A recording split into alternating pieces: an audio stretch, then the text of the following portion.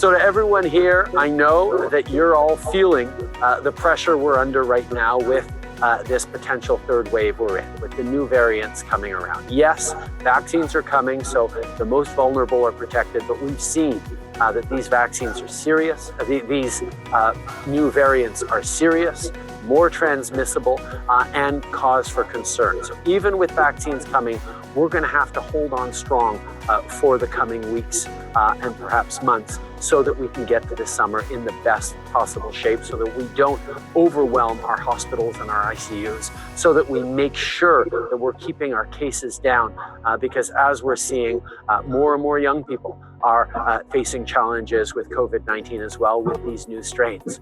So we need to be following public health rules. We know that weather's getting better.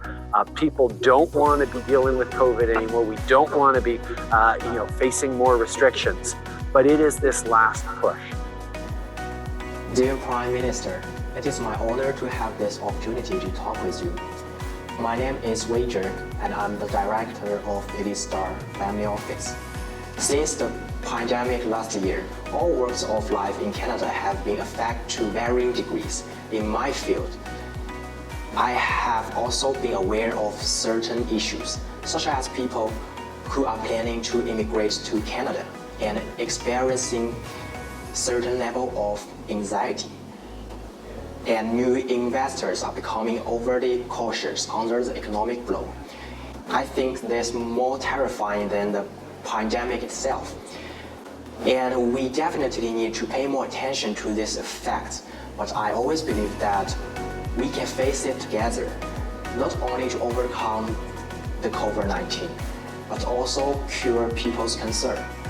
Finally, thank you for everything you have done for Canada to minimize the loss. Oh, thank you. Obviously, it's a hugely issue to me. Yeah, the image that comes to mind is it's like the end of a bad horror movie where you can see the end, the sun's coming up, we're getting close to the final release and safety, and there's one last bad jump scare. There's one last, tough moment we have to go through. Well, that's sort of what we're dealing with right now with these variants. So we have to hang on.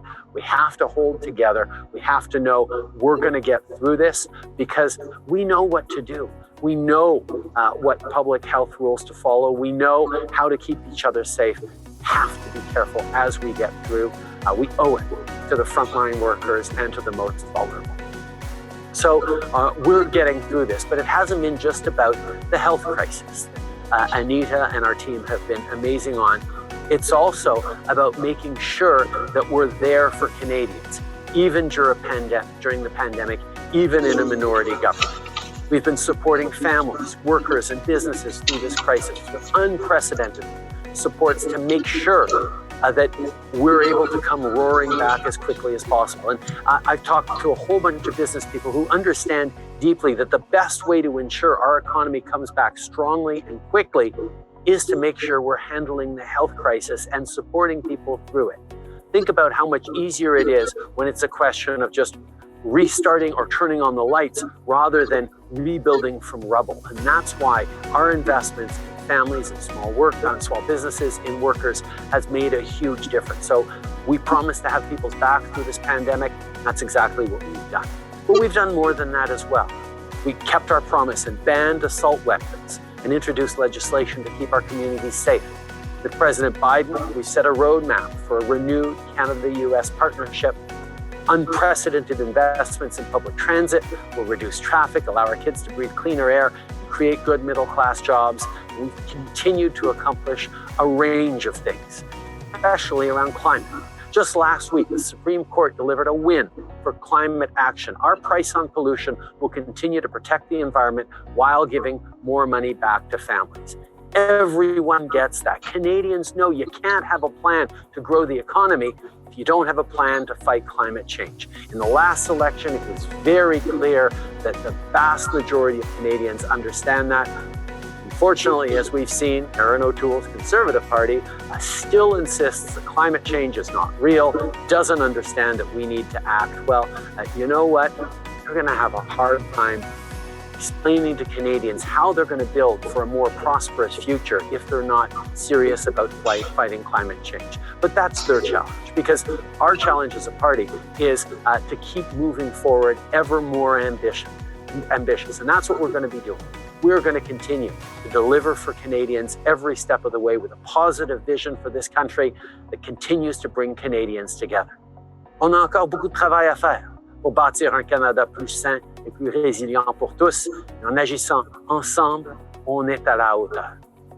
Que ce soit les différentes fins de semaine d'actions virtuelles, de près d'1 million de Canadiens appelés par nos bénévoles libéraux ou nos toutes premières assemblées virtuelles et activités de financement en ligne comme celle-ci, on a une équipe libérale qui travaille sans relâche. On continue notre travail de nomination de nouveaux candidats libéraux et de nouvelles candidates partout au Canada. We must be prepared for anything the coming months may hold. So stay involved, stay engaged, and when the campaign eventually happens, we'll be ready. Let's just keep focused on what matters to Canadians as we grow this Liberal movement and deliver on our positive plan. Because even as we have Canadians' backs through this pandemic, we're going to have Canadians' backs as we build back better. A more prosperous, more inclusive, a better country for all. These are the things that Canadians elect us to deal with in 2019. Through the pandemic and beyond, we're going to stay focused on that. So I know we're going to do it together. Thank you all for being here.